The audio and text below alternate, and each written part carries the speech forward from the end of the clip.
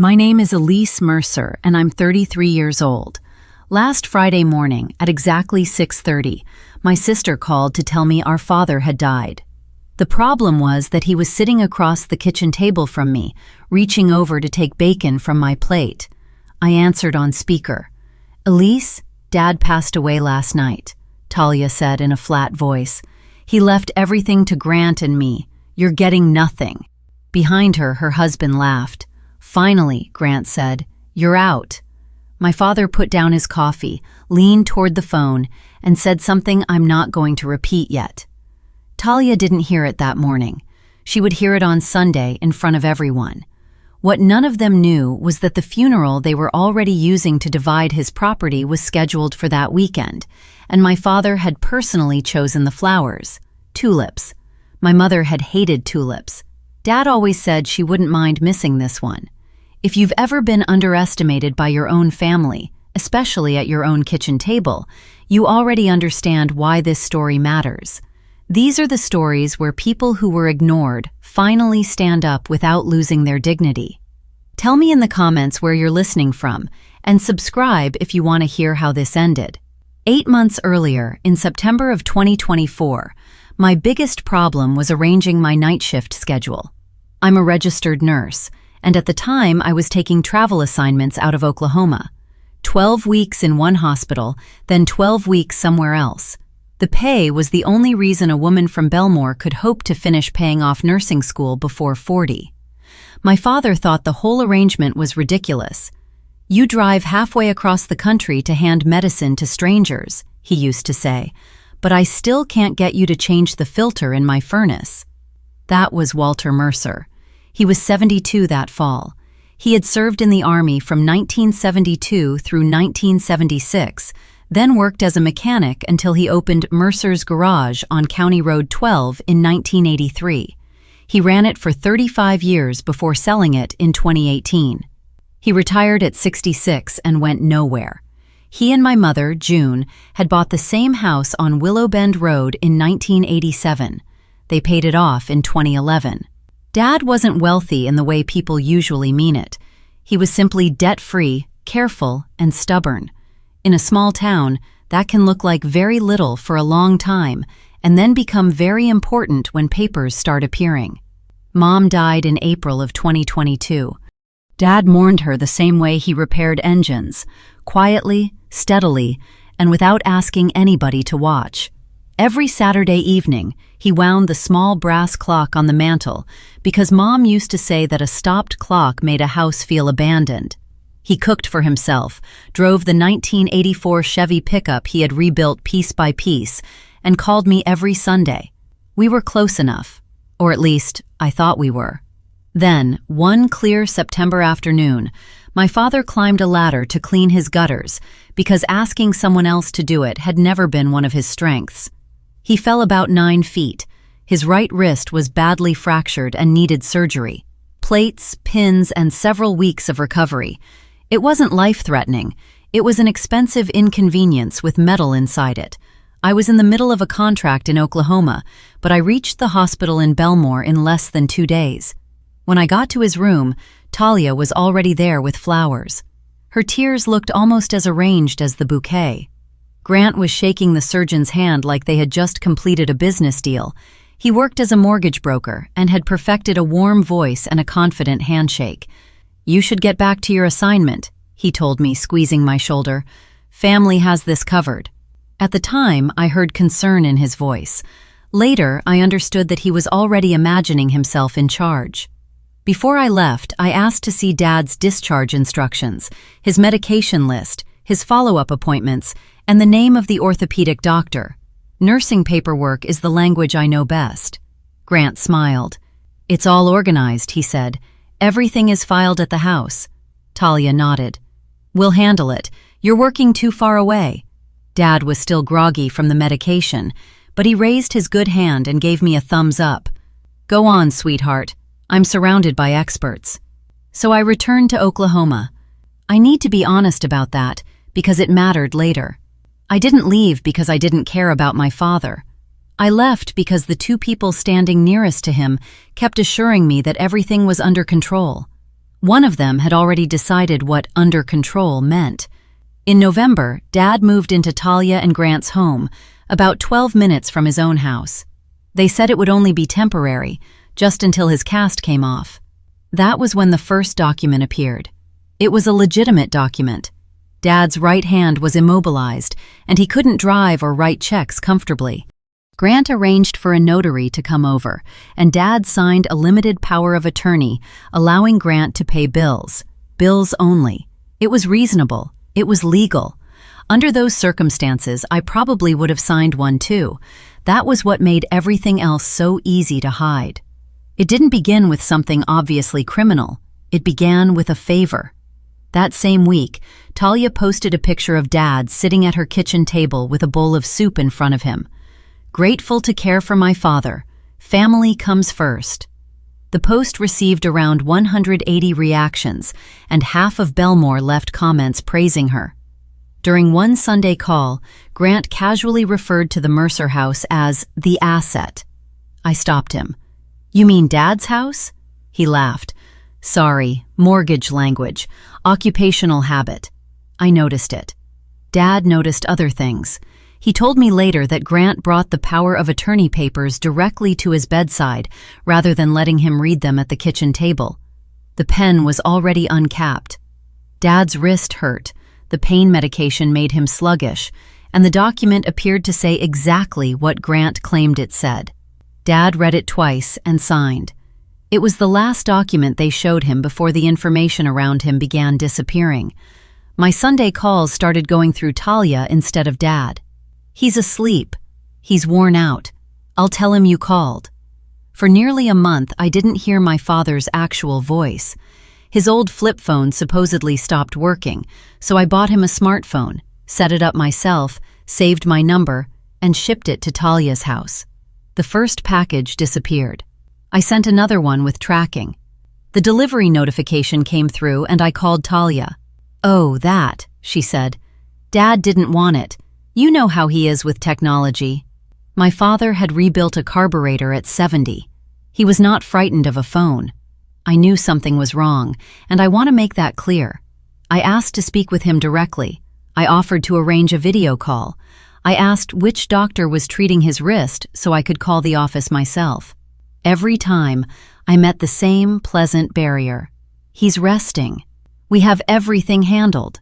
Why are you making this so difficult?" The problem was that Dad was legally competent, and his caregivers kept insisting he was fine. A daughter living in another state has very few options when her sister answers every call. There was no agency I could contact simply because Talia kept intercepting the phone. I was under contract, with student loans and obligations. The only two people inside that house kept smiling while they shut me out. One day, Talia ended the call by saying, "You chose your job, Elise.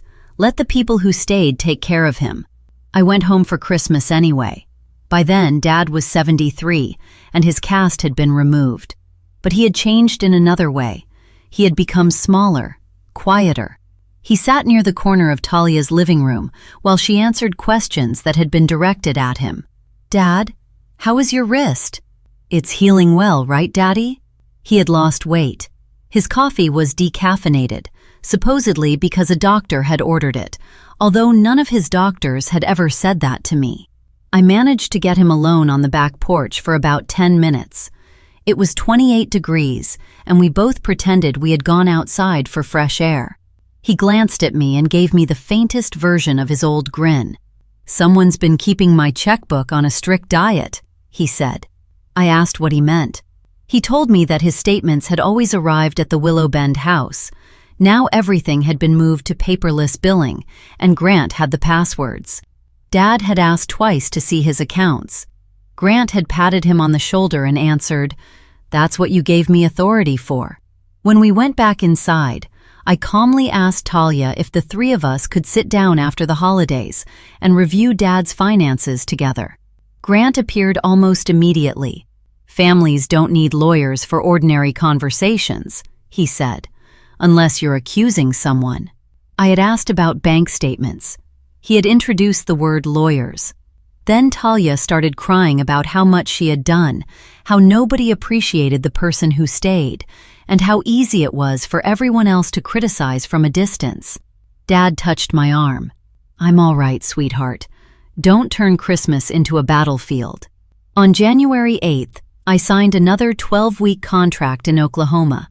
I've signed plenty of paperwork in my life. That signature ended up costing me more than any other.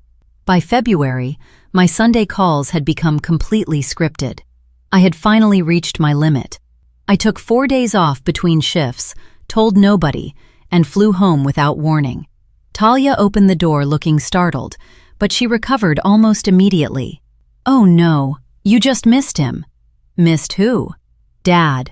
He went fishing overnight with some of the Legion guys." "You came at the worst possible time." Fishing in February made no sense. I drove to the Willow Bend house and stood outside for a while. The grass was stiff with frost, the mailbox was overflowing, and the curtains were closed. On my way out of town, I stopped for gas and ran into Silas Boone, my father's oldest friend. Silas was 76 and had run Boone Funeral Home for nearly 4 decades before his sons took over. He had buried most of Belmore and had known my father since they were young men. He looked at me strangely. "Walter hasn't been to a post meeting in nearly 3 months, he said. "We assumed he'd moved in with you." "Have you seen him with Talia?" "Not once. Not at a meeting, anyway." I called Talia from the parking lot. She answered without hesitation. "He hasn't been going with that group," she said. "He has other friends now. You wouldn't know them." It was one lie placed neatly on top of another. I returned to Oklahoma feeling sick with worry. 3 days later, Talia sent me a photo. Dad was sitting in an armchair with a thin smile. "Dad is doing well. Please stop checking on us." I studied that picture for a long time. There was one ordinary detail in the background that meant nothing to me then. 5 months later, I would recognize it, and every picture she had sent me would look different. My contract ended during the first week of May. I returned to Nashville, and I was already planning to drive to Belmore without telling Talia. This time, I wasn't leaving without seeing my father. Before I had even unpacked, the phone rang. It was Nora Bell, a nurse I had worked with years earlier. She was 56, sharp, observant, and not the kind of person who missed much. She had recently taken a position at a long-term care facility called Pine Hollow Lodge, near the state line, roughly 185 miles from my apartment. Her voice was cautious. "Elise, there's a resident here who arrived in March. He keeps asking nurses on every shift whether they know a nurse named Elise. He says she's his daughter." I couldn't answer. Nora continued. "His name is Walter Mercer. Is he your father?" I was standing in my kitchen with my keys still in my hand. Nobody had ever told me the words nursing home. Not in a call, not in a text. As far as I knew, Dad was eating dinner 12 minutes from his own house. Before I hung up, Nora said one more thing. "He doesn't seem like someone who was placed here. He seems like someone who was lost here." That was enough. I didn't call Talia. I didn't call Grant. Some conversations belong on the phone.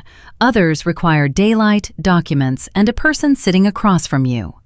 I got in the car, and if you have an aging parent, ask them today, calmly, who holds their power of attorney and whether they've seen their own bank statement this month. You don't have to accuse anyone. You just need to know. I didn't ask in time, and that failure cost my father almost everything except his life. If this story feels familiar, take a moment to subscribe. What Dad did after he got out deserves to be seen. The drive took a little over 3 hours. I spent most of it thinking like a nurse, because thinking like a daughter would have made it impossible to keep driving. Pine Hollow Lodge sat behind a county road and a sign missing several letters. Inside, the first thing I noticed was the smell of disinfectant covering something older. A call light blinked at the end of a hallway while no one came. A television played for a line of empty chairs. I counted staff the way I always do when I enter a medical unit. One aide was covering a wing that needed several more. The medication cart was locked at 11 in the morning, and the 9 o'clock medications were still marked pending. I don't blame the aides. People who are understaffed can't create more hours in a day. I mention it because my father had been living there for roughly 9 weeks, while my sister was telling everyone that family was taking care of him. Dad was in a shared room at the end of the east corridor, in the bed closest to a window that didn't open.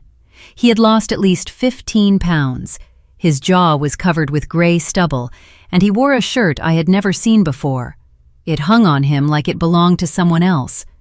But when the door opened, his eyes lifted immediately. They were still clear. He looked at me for several seconds. "About time you found me," he said. Then he added, "They told me you knew I was here. They said you approved it." They hadn't just kept him from me. They had convinced each of us that the other had agreed to the separation. For the next hour, we began sorting through months of lies. His flip phone hadn't broken. Talia had taken it away, claiming she was protecting him from scam calls. Neither of the smartphones I sent ever reached him. I had mailed 4 letters. He had never seen any of them. In March, Grant told Dad he needed to leave the house for 2 weeks while the guest room floor was repaired. 2 weeks passed. When Dad began asking when he could return, Grant's answers became shorter. Then one day, Dad found himself at Pine Hollow Lodge, sharing a room with a man named Harvey, who shouted at the ceiling after dark. All the while, they told Dad that I knew where he was, that I was too busy with work, and that I didn't care enough to visit. He had kept a torn piece of an envelope in his wallet. My old cell number was written on it in pencil, the one number they couldn't erase. The hallway phone required staff assistants to make outside calls, and staff assistants rarely appeared. I did what I do with patients. I asked Dad the date, the month, and the name of the president. I had him count backward from 100 by sevens. He rolled his eyes. "It's Tuesday. I'm trapped in a miserable hotel, and your little test is easier than one of Grant's mortgage presentations." His mind was completely clear. That fact would soon become very important. Then he looked toward the door and lowered his voice. "Whatever document they used to admit me, I never signed a second power of attorney." I went to the front office with my nursing license number ready and my professional voice in place. The administrator was exhausted and followed a prepared script. He told me that only the responsible party could authorize a transfer, and the responsible party was Grant Hale, who supposedly held power of attorney. I asked him one question. "Is there any diagnosis of dementia, cognitive decline, or legal incapacity in my father's file?" He clicked through the records. There isn't. Dad had been admitted voluntarily based on paperwork submitted by his power of attorney. The paperwork vaguely claimed he needed help with daily activities. A competent adult is not property that someone can store somewhere. He could discharge himself. I explained that calmly. Then, when the administrator began repeating the same sentence, I added, "Or we can call the state long-term care ombudsman and review the intake file together. I have the rest of the afternoon." The records appeared very quickly after that. About 20 minutes later, Dad sat at the front desk and signed his own discharge papers. His hand had healed. He wrote slowly and carefully, with the same left-leaning M he had used for decades. "First thing I've signed in half a year," he said. "Feels like breaking out of jail." Nora hugged him at the entrance and slipped a package of cookies from the staff room into his coat pocket. The facility would notify Grant by certified mail. "Fine," I said. "Mail is slow." As we drove past the county line, Dad watched the fields through the window. "They think I'm still filed away," he said.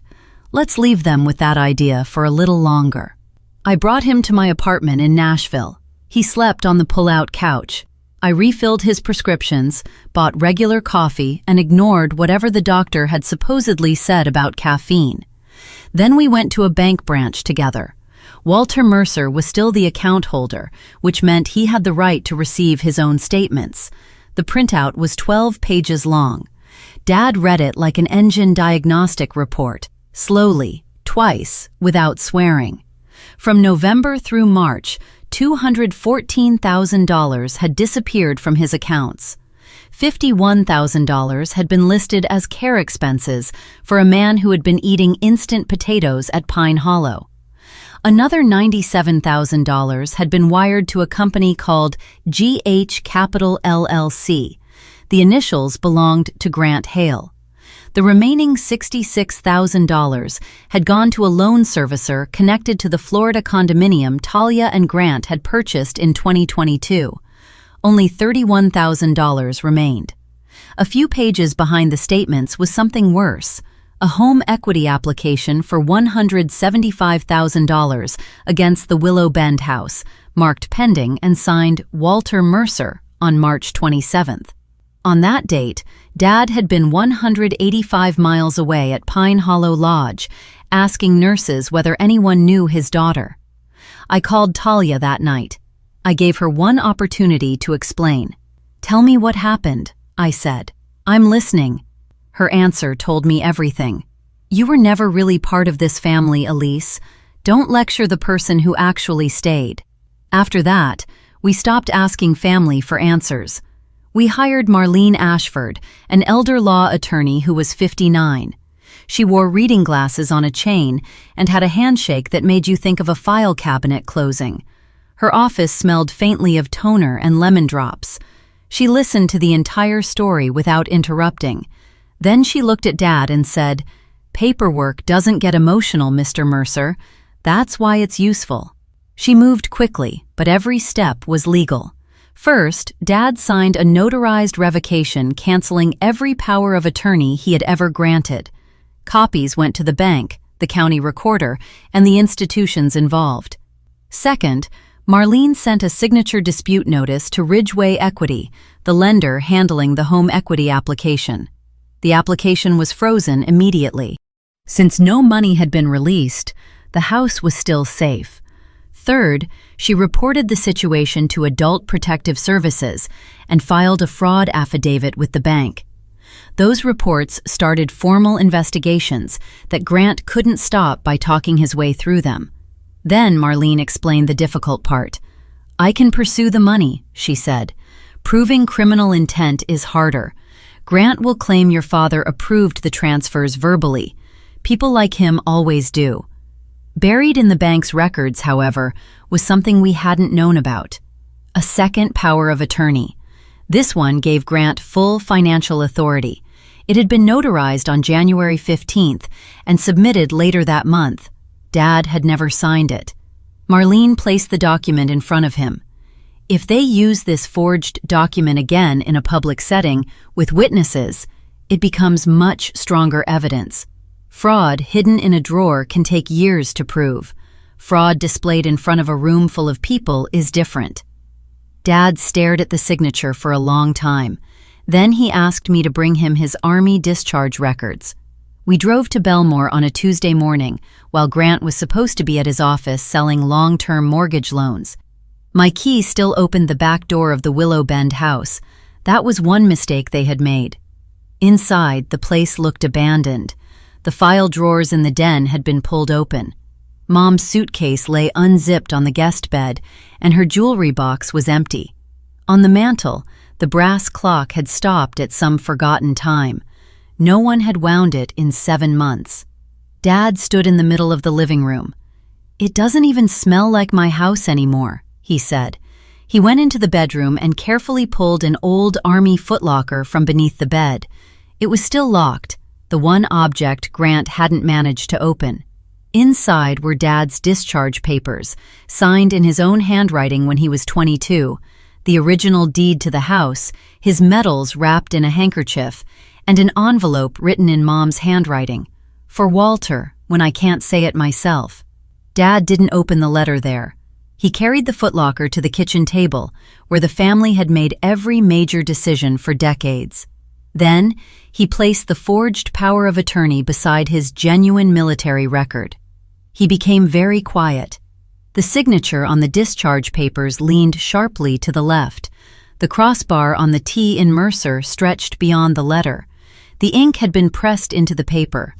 The signature on the January document was rounded and careful. "Too neat," Dad said. "Even before I hurt my wrist, I never signed like this." But the handwriting wasn't the strongest evidence. The date was. After leaving Pine Hollow, Dad had signed a medical release naming me as his healthcare contact. I requested his records and found that on January 15th, he had been at the orthopedic clinic from 8:45 in the morning until 11:15, receiving light sedation while the doctor checked the hardware in his wrist. A medical assistant had initialed each stage. The notary's seal on the full power of attorney said it had been completed at 9:50 that morning in an office 18 miles away. Dad could not have been sedated at the clinic and signing documents across the county at the same time. The document didn't merely contradict the truth, it exposed itself. Dad leaned back, and something changed in his face. The grief was still there, but a decision had taken its place. "A dead man can't put his name on a page," he said. "Whoever stamped that paper certified a ghost. Let's put the real story in front of them." Then he opened Mom's letter and read it alone near the window. When he returned to the table, he shared only one sentence. "Your mother wrote that quiet people can still be strong. She also said you'd better not disappear into silence." The certified letter from Pine Hollow reached the Hale mailbox that Friday. Grant's first voicemail arrived before noon. The sweetness was gone from his voice. "You removed a vulnerable senior from a care facility without authorization. That is kidnapping, Elise. You kidnapped him." His third voicemail threatened an emergency guardianship petition. Dad was allegedly confused, declining, and being controlled by me for financial reasons. Marlene remained calm. "Guardianship requires an independent medical evaluation. Your father will pass it easily." But she didn't hide the danger. A contested guardianship can take weeks. It becomes loud, ugly, and personal. That may be exactly what Grant wants. Every extra day gives him time to move money or wait for the credit freeze to fail. That night, Talia sent me a text. "Dad will choose us. He has always needed the people who stayed. You have a career and an empty apartment. He'll eventually understand which daughter built her life around him." Dad and I had agreed that nobody would manage information between us anymore, so I showed him the message. He read it and looked out the window. "She thinks being nearby is the same as standing beside someone." Then he handed me the phone. "Call Silas. Tell him I'm finally asking for the favor he's owed me since 1979. Later that evening, Dad explained the plan at my kitchen table. It was around 9 o'clock, and he poured himself decaffeinated coffee as if that made the idea less serious. "They need me declared incapable, or they need me dead," he said. "Guardianship would give them time, so we'll let them believe the other thing." I laughed once because I thought he was joking. He wasn't. This would not involve a fake death certificate, a false report to the government, an insurance claim, or an obituary. Dad refused to lie to any official agency. It would be one personal phone call and a memorial arranged by his friends. "Tricking dishonest people isn't the same as forging a government record," he said. I checked. Marlene's legal strategy was underneath it. Greed creates habits. If Talia and Grant believed Walter was dead, they wouldn't stop to mourn. They would rush to present the forged will and claim the estate before anyone could ask questions. A forged document used privately might become a civil case. A forged will read aloud before witnesses could become a criminal case. They would not be caught by a trick we invented. Their own paperwork would expose them. I hesitated. If this fails, they'll call me unstable. They'll use it against us in the guardianship case. Dad nodded. I've been called worse by people I respected less. Then he smiled, and for a moment he looked decades younger. We need somebody the entire town believes. Fortunately, I know a man who has delivered bad news for most of his life. Silas listened to the plan on his back porch with a cup of coffee growing cold in his hand. When Dad finished, Silas waited several seconds. For 40 years, I've buried mayors, businessmen, and one man I genuinely disliked, he said. I suppose this can be my first practice funeral. That was Silas agreeing. His sons ran the funeral home now, but in Belmore, a call from Silas Boone was still treated as unquestionable news. He would make one personal call to Talia and tell her that her father had collapsed and died. Every sentence would remain vague enough to be dismissed as an old man's misunderstanding. Nothing would be reported to an agency or entered into an official record. Nora agreed that if anyone called Pine Hollow asking about Walter Mercer, she would say only what was true. Mr. Mercer is no longer a resident here. The guilty part of the imagination could do the rest. The American Legion would hold a memorial that Sunday, just as they had done for their members for generations. Marlene would know nothing about the plan, officially or otherwise. She would simply attend a community memorial with her briefcase, as she always carried it. If certain documents happened to appear, she would be there with the authentic versions. Silas asked Dad what flowers he wanted. "Tulips," Dad said. June hated tulips. "She won't mind missing this one." Some of you are probably wondering why we didn't simply sue them. We could have. We might have won after 2 years of hearings and quiet negotiations. But Dad wanted more than the money. He wanted the people of Belmore to see what Talia and Grant had done while they were doing it. If you've ever watched a charming person fool an entire room, you understand why that mattered. The memorial was coming, and we wanted everyone to see the truth at once. Thursday evening at 7, Silas made the call from his porch. Dad and I listened from 3 feet away. My father sat with his arms crossed, as if he were reviewing an estimate for a repair job. Silas used the calm, practiced voice he had used for decades. "Talia, this is Silas Boone. I'm calling about your father. Walter collapsed tonight. I'm very sorry, sweetheart. He didn't make it." Then came the pause. Talia didn't ask whether he had suffered. She didn't ask where he was or whether anyone had been with him. Her first question was, where had he been living? Did he have anything with him? Papers, I mean. Any important papers? Dad's expression didn't change, but his grip tightened once around his cup. Silas continued smoothly. "The Post Brothers will handle the arrangements. We'll hold a memorial Sunday at the Legion Hall. There won't be any expense for the family. As for documents, I imagine a lawyer has whatever was left." Talia thanked him in a voice that sounded as if she were already calculating. She never asked to see her father. Later, phone records showed that 19 minutes after Silas ended the call, Grant contacted Ridgeway Equity and left a message asking how quickly the loan proceeds could be released. Apparently, even his grief had office hours. Which brings us back to Friday morning. At 6:30, my phone lit up with Talia's name. I turned on the speaker and set it beside the coffee. "Elise, Dad died last night," she said.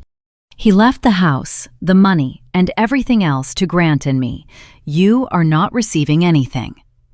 Grant was close enough to the phone for me to hear him. "At last, you're out of the picture." At first, I didn't understand what I was hearing. Talia wasn't calling to tell me that our father had died. She was announcing that I had been removed from the family and from the estate.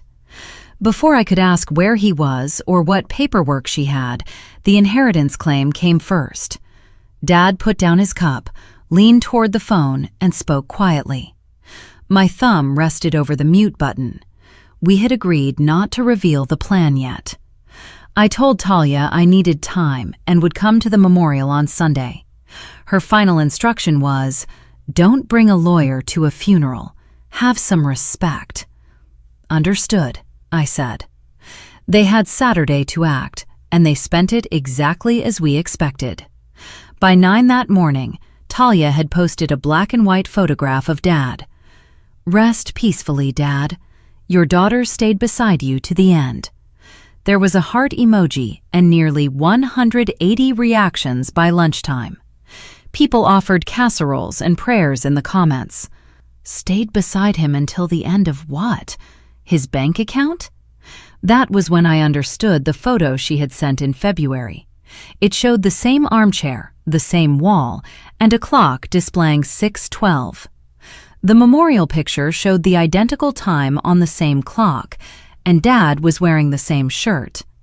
Every picture she had sent me as proof that he was fine had been taken during one afternoon. She had been recycling the same evidence for months. Dad had already been gone from that house since March. While Talia posted online, Grant was working on the property. Mabel Klein, a neighbor who had lived on Willow Bend for more than 40 years, called me sounding confused. She had seen a van in Dad's driveway and a man drilling out the locks. They were changing the locks on a supposedly dead man's house before his memorial had even taken place. Marlene added the time of Mabel's call to the file. Nora called soon after. Someone had contacted Pine Hollow, asking for records related to Walter Mercer's estate. His body wasn't even cold, mostly because he was sitting in my kitchen eating a bacon sandwich. Dad accepted all of this calmly. That evening, he polished his good shoes and hung his dark suit by the door. "If I'm going to attend my own funeral," he said, "I should at least dress properly." Sunday arrived. The Legion Hall had rows of 55 folding chairs on an old wooden floor. Flags stood at the front beside a closed casket. No one questioned the closed casket because people rarely want to challenge that kind of detail. There was a photograph of Dad in uniform from 1972, looking young and far too confident. White tulips filled the room. His old post friends came. So did neighbors from Willow Bend, Mom's church friends carrying covered dishes, and Mabel in her best coat. Nora slipped into a seat near the back. Marlene sat in the corner with her briefcase on her knees. Dad and I waited in a storage room behind the stage. We could see through the narrow gap near the hinges. My hands were cold. His were steady. Talia arrived dressed like someone in a carefully staged mourning photograph. Her black dress still looked new, and she cried whenever people were watching. The moment nobody looked directly at her, her face went blank. Grant wore an expensive suit and moved around the room accepting condolences as if they were business deposits. A folder was tucked under his arm. They took the first row. At 2 o'clock, Silas walked to the podium. "Before we share memories of Walter," he said, "the family asked that a few words be said about his estate." They had requested that part themselves earlier that morning. Grant stepped forward as if the microphone belonged to him.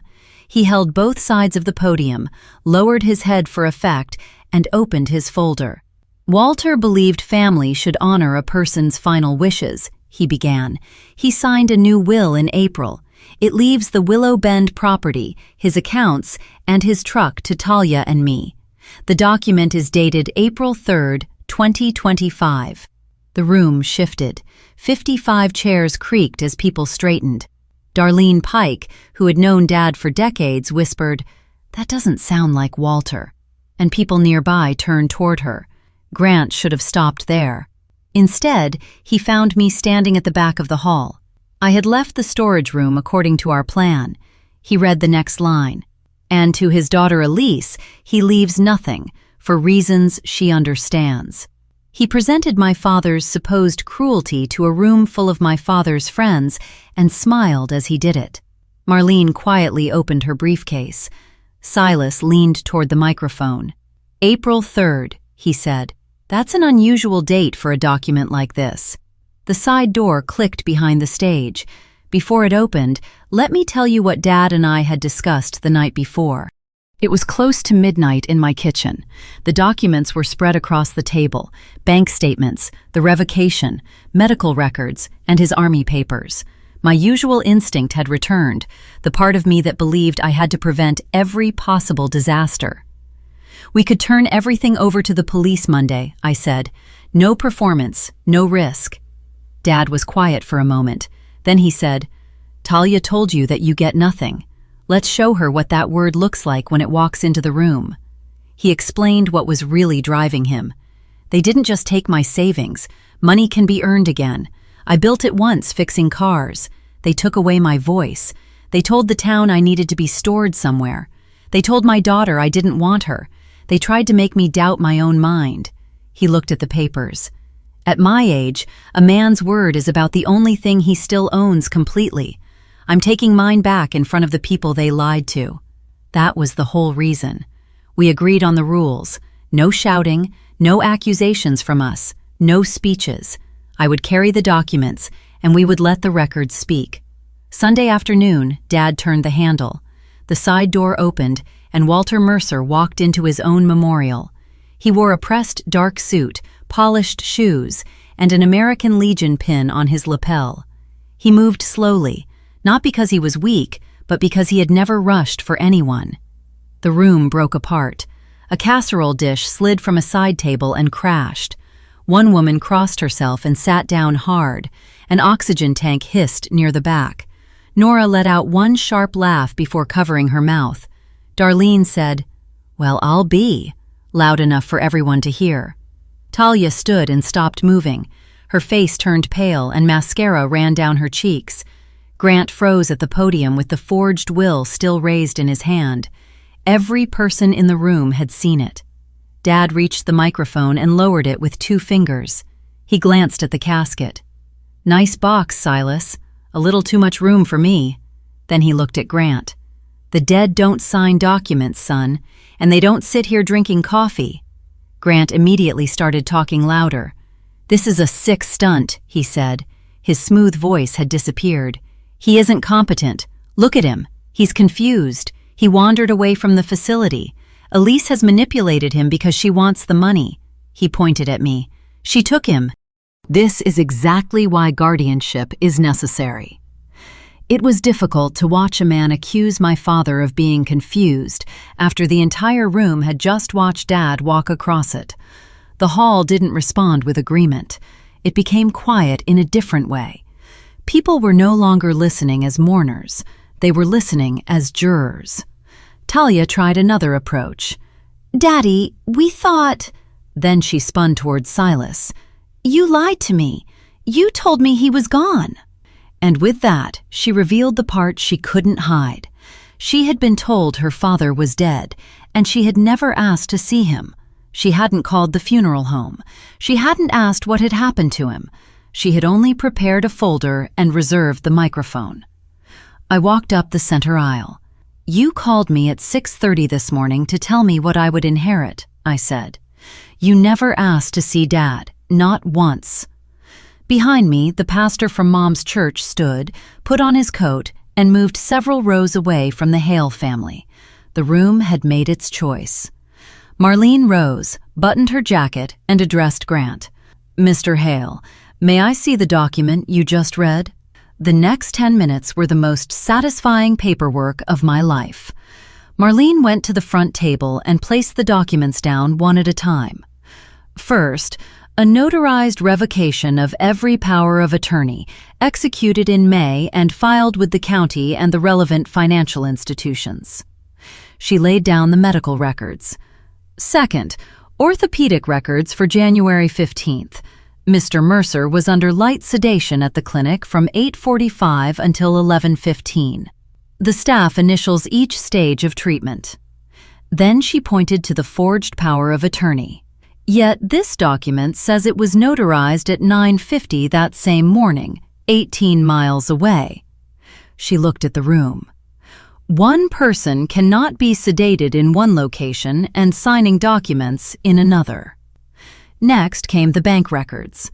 Third, $214,000 withdrawn over 5 months.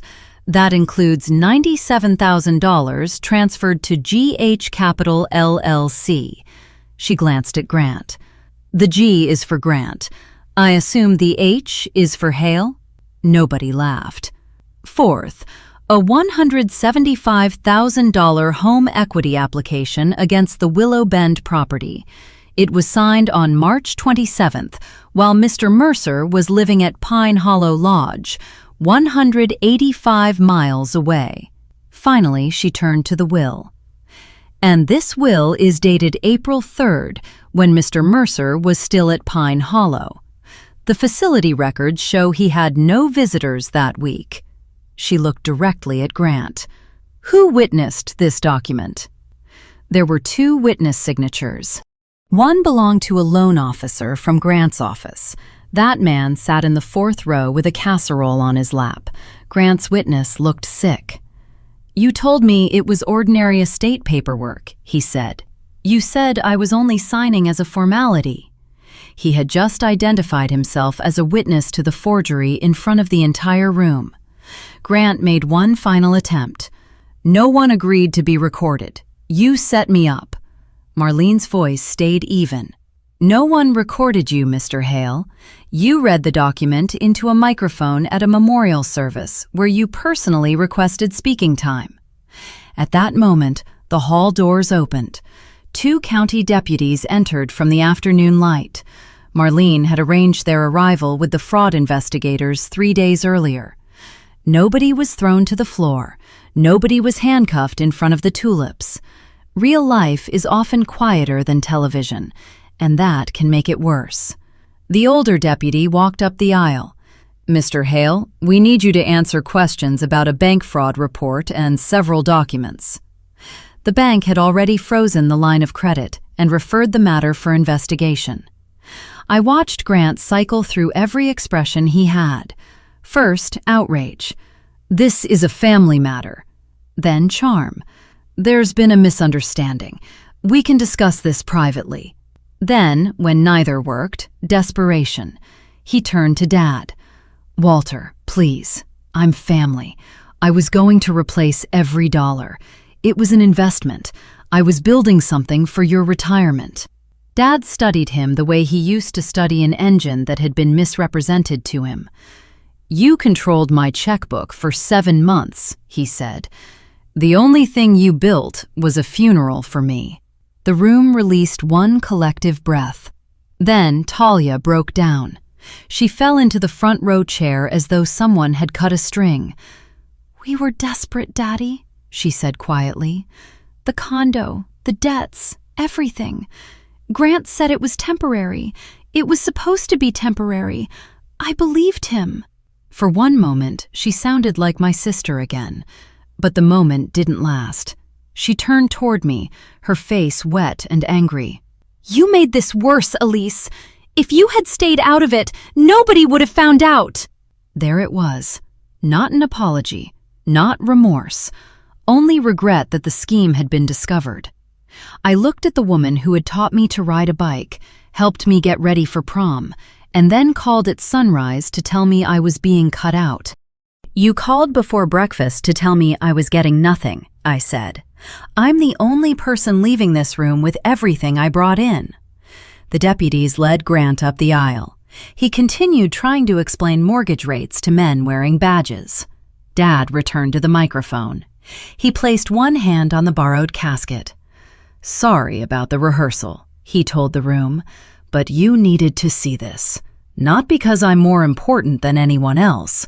Next time, it could be your house, your children, or your signature. Check your papers while you're still here to check them." The pastor said, "Amen." It was probably the most memorable church moment of Dad's life. Outside, the parking lot had begun to empty. Grant was being placed in the back of one county vehicle, still asking whether he could make a phone call before the door closed. He was already preparing his version of events. Talia walked toward the second vehicle on her own. She wasn't arrested that afternoon, but the deputies had questions. Her new shoes kept catching in the gravel, and the confident clicking sound had become uneven. At the car door, she stopped and turned around. For the first time that day, she looked at Dad instead of looking at what he owned. Dad walked over slowly. He stopped a few feet from her and spoke without raising his voice. "You held a funeral for the wrong person, sweetheart." That was the sentence he had said beside my coffee on Friday morning with the phone muted. He had saved it for her. Talia opened her mouth, but nothing came out. The deputy closed the door. Through the window, Grant was still talking rapidly about lawyers and misunderstandings. I stepped beside Dad and called after him. You were right about one thing, Grant. Someone is finally out. The cars pulled away. Silas came over carrying 2 cups of coffee from the church ladies and looked across the nearly empty lot. "Best service I've ever conducted," he said. "Perfect score. I'd do it again." Dad snorted. He removed the bundle of tulips Silas had pinned near the casket and placed them inside the hearse. "Give these to someone who's actually dead," he said. "I have a house to reopen." That was how my father attended his own funeral, cleared his name, and made it home in time to watch the evening news.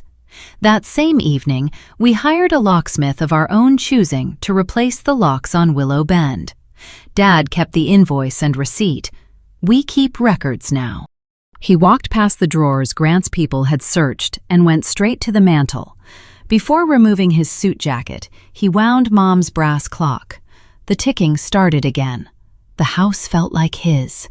Here's what happened afterward. Grant was charged with 2 counts of forgery for the power of attorney and the will, theft from an elderly person, and falsifying a loan application. The state licensing board suspended his mortgage license within weeks and revoked it before the end of the year. GH Capital LLC was dissolved by the receiver. Between bank restitution and money recovered from the company, Dad got back $162,000 of the $214,000 that had been taken. The home equity application was canceled before any money was released, so the Willow Bend house remained untouched. Marlene moved Dad's property into a living trust and made sure no one could access it without his direct approval. Talia accepted a plea agreement. She received 30 months of probation, a restitution schedule, and 260 hours of community service. The judge assigned her to a nursing home. On Saturdays, she empties bedpans and reads to residents whose families rarely visit. 8 weeks later, I saw her through the glass partition at the county probation office. She looked smaller without makeup. "Did you come here to enjoy this?" she asked. "No," I said, and I meant it. I gave the officer a copy of Mom's letter from the footlocker. Dad had written one sentence beneath Mom's handwriting in pencil. "Your mother told you not to disappear into silence. That was meant for you, too." Talia read it twice. Something changed in her expression. I hadn't seen that look since before Grant. I don't know what she'll do with it. That part belongs to her. What I gave her was a boundary, not forgiveness. "When the restitution is finished and you're honestly getting help, you know where I live," I told her. "Until then, you'll receive exactly what you offered me that morning." She nodded. It was the first honest agreement we had made in years. Dad returned to the Legion every Thursday. He and Silas also began a monthly meeting called Papers While You're Still Here.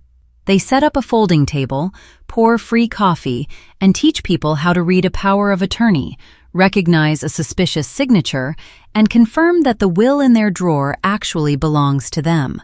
14 people came to the first meeting. By the 4th, they needed extra chairs. A woman from the next county said the session helped her recognize what her nephew was trying to do with her paperwork. I accepted a permanent nursing position at a hospital in Nashville. No more 12-week assignments in different states. Every Sunday I make the drive to Belmore, and Dad burns the bacon on purpose because he insists that's how I like it. Being present isn't a debt you pay off. It becomes a habit. The brass clock still ticks on the mantel, and in the wallet where Dad once kept that torn piece of envelope with my number, he now carries one pressed tulip. "Best funeral I never had," he says. "My father taught me that a person's worth isn't measured by the balance in a bank account. It's measured by whether their voice still matters while they're alive, and whether the people who claim to love them would rather protect their signature than inherit from it." That's my story. One call at 6:30, one forged signature, and one old soldier who stood up at his own funeral. If this reminded you to check your parents' paperwork, or your own, do it this week while everyone is still here. And if your family has ever put money ahead of loyalty, share your story in the comments.